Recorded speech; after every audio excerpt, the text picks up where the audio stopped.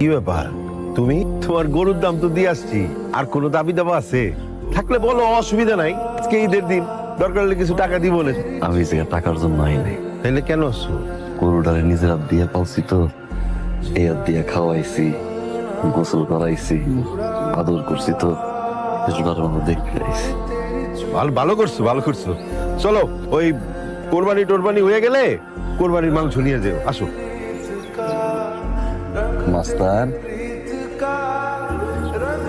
এরা তোরে ঠিকঠাক মতো আদর করছে, কথা কই না, রাগ করছো, আমি তো ভালো নাই রে।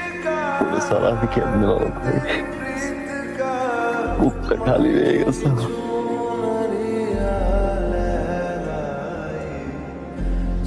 ভাইজান, কোরবানি যেহেতু দিবেন, আমার মাস্টার রে আসতে পালাইয়েন, যাতে আর জানটা কষ্ট না পায়।